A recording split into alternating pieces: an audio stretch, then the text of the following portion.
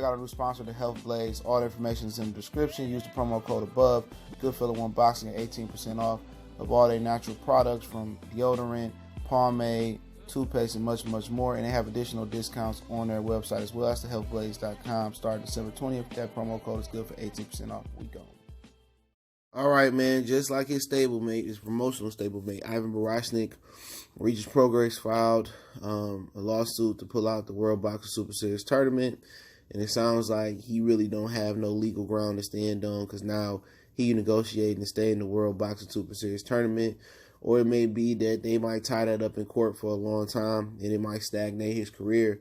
And his career already getting off to a slow start at 30 years old. That, you know, it just make more financial sense to stay in the tournament and get it over with Josh Taylor.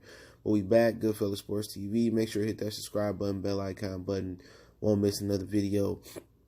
Share the video. And like I said before, man, I don't care my opinion for nothing. If I feel a certain type of way, it may be right, might be wrong, it might be neutral. Like, people, you respect it or don't respect it. You feel me? I'm not going to curb my opinion and sound politically correct to stroke motherfucking egos and make sure they hit the subscribe button. If you don't like my shit, don't watch it, dog. You know, needs to be killing me that everybody channel run the same. You want to be likable and shit. No, I say what need to be said, you feel me?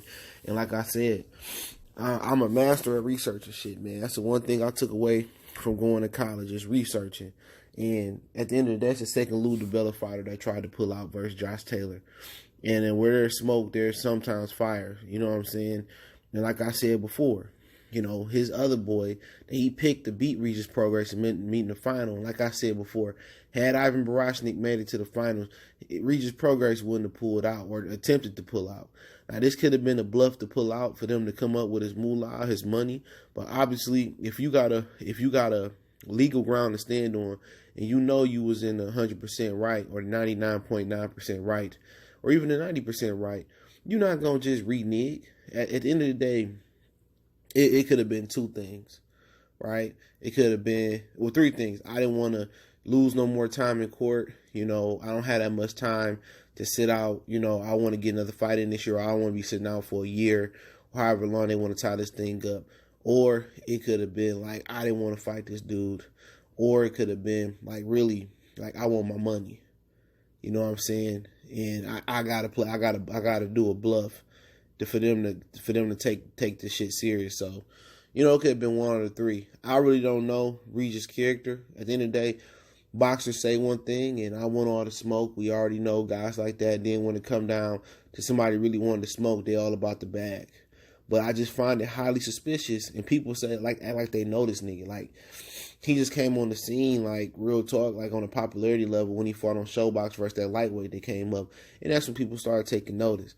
And people tend to love the fighters with power, you know what I'm saying? But power only gets you so far. When you rely on power, it only gets you so far for real. Once you start fighting the upper echelon, top 5, and champions of the world, your power ain't gonna carry you through. You gotta have skill, will, grit, chin, heart, determination, and you gotta come in shape. And that's what separates the contenders from the champions. You know what I'm saying? And the champions from the unified champions, and the unified champions from the lineal champions, and the lineal champions from the best in the Hall of Famers. That's what the intangibles. You know, those intangibles. And everybody think, oh, this fighter, he this and that. A lot of these dudes, you don't know, they not complete. A lot of these dudes getting premature fanfare as being complete and being Hall of Famers. You know what I'm saying? Oh, he's a Hall of Famer right now. No, he's not. And the first time they have a tough fight and they go through some turbulence like Teofimo Lopez, everybody want to jump off the bandwagon. You smell me? You know what I'm saying? And that's why you take the wait and see approach. When they get to that level, when they start fighting other champions or contenders at least, and then they start fighting championship level fights and unifying, you know a lot about a fighter. Everybody prematurely wanna crown somebody, man. I learned my lesson with Broner, you know, and the lessons to be learned, man. Don't nobody know nothing, everything in boxing, but I find it highly suspicious two Dibella fighters tried to pull out, and it could be a whole lot of something, it could be a whole lot of nothing, but I find it suspicious that two of his fighters tried to pull out versus him, and I think that's a mental edge for Josh Taylor, in my opinion, because the last guy that pulled out versus Barashnik had tried to pull out his Barashnik. You know, he tried to pull out the tournament. It's a Dibella guy. So why Regis Prograis trying to run off and shit? And then even if Regis Prograis still would have ran off, he still wouldn't unify. And maybe he seen what Jose Ramirez said. He was like, I'm going to fight Josh Taylor.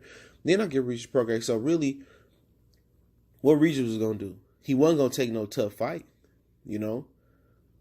Well, what tough fight he was going to take? You feel me? What tough fight he was going to take? Or it wasn't no fight to take unless he was moving up. Because if Ramirez, like I did a video yesterday about it, if Ramirez was going to fight Josh Taylor, you know, who Regis was going to fight? Hooker? Was Hooker going to jump back in with him on his own? So he really didn't have no options, man. If he wanted to unify, Jose Ramirez was still going to make him wait to late next year. So he'd been sitting doing nothing. So it made all the sense in the world from a business aspect to fight Josh Taylor stay in the tournament because there wasn't no money out there for him. You know? What you was going to do, fight Jack Contrell and then just let Regis and Jose Ramirez and Josh Taylor fight in December? And then that's what you would have had to do. You had to fight Jack Contrell, make a deal, take on Jose Ramirez mandatory, get him a shot at your belt, let Jose and Josh Taylor fight in December, then and hope the winner fight you. At that point, Lou Dibella would be smart enough to put that in the contract. That's a whole lot of negotiation and discussion. And then you still got to deal with the World Boxing Super Series tournament holding you up. So this is the second time Lou Dibella fighter tried to run out of this. He better keep his fighters out the tournament then. If they don't want to fight the best or financially or in some terms in the tournament that they don't like, well, lesson learned for him. But I just find it highly suspicious he tried to run off. And it could have been a bluff to get his money. I'm not saying that I know the dude character, but all I'm saying is this is the second Lou Dibella fighter that tried to do this. If Lou Dibella fighters both was in the finals, they wouldn't be doing this. He wouldn't have a problem with it. And everybody just, that's why I hate discussing boxing. I hate discussing sports with certain people, man. I do. Because it's to the point it's just fan shit, man. Like motherfuckers don't know the history or a little bit of history, or they don't know what they talking about, or they talk on a fight, oh, he a bum, and you ain't even never seen him fight, or you ain't never broke down film, man. It's just become a big fanfare melting pot. But what I can say is Josh Taylor is bad, man. He a bad man. And like I said before, I would favor him to beat Regis. This ain't no, you a UK fanboy. This is just a boxing aspect thing. I could be wrong.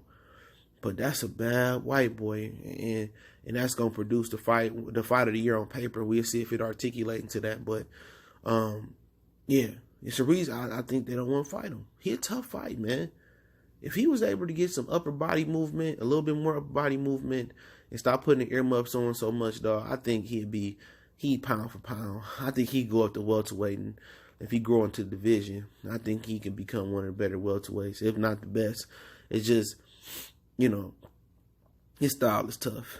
You know what I'm saying? He gritty. If he end up having a chin and having, just a deterrent, and he seemed like he got a lot of confidence. He don't seem like your average UK guy. He got a ton of confidence. This is a bravado fight. This is gonna be a dog fight because Regis seemed to got a lot of bravado, and a lot of confidence and a lot of swag. And Josh Taylor seemed to have bravado, confidence, and swag, man. You just gotta listen to his interviews. He kind of remind you of Terrence Crawford, not just because he switch hit and he can punch with both hands, but his confidence. He's a very, very, very confident fighter. And, it's to the point that both of these motherfuckers cocky. This is going to be a real war. And I'm glad that Regis is thinking about coming back to the World Boxing Super Series tournament because this is the fight for the fans. And they both some dogs. This ain't going to... This might be on some Matisse, Danny Garcia shit where they both don't lead the same. But like I said before, they both don't have a ton of mileage on them on the high level. So Danny fought some tough fights. Matisse fought some tough fights leading up to that fight. They both fairly fresh. Taylor only got 13 fights, but he been to America 3 times, I believe. He stopped me. First man to stop Miguel Vasquez. Canelo didn't do that twice. I believe he fought twice. Beat up Victor Postol. So I'm excited, man. I do appreciate everybody for tapping in. Goodfellas Sports TV. Don't forget me on Facebook, Instagram, Twitter. Check out my Twitch gaming channel. I'll put that link in the description. Shout out to the sponsor, The Hillblaze, at thehillblaze.com. Promo code Goodfellow Unboxing. Get 18% off the 100% all natural product. Website, promo code in the description.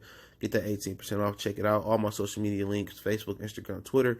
If it's social media that I don't have, you want me to tap into, let me know. Email me or hit me on Twitter. Quickest way to get in touch with me. One time for the one time. Goodfellow Sports TV. We are gone.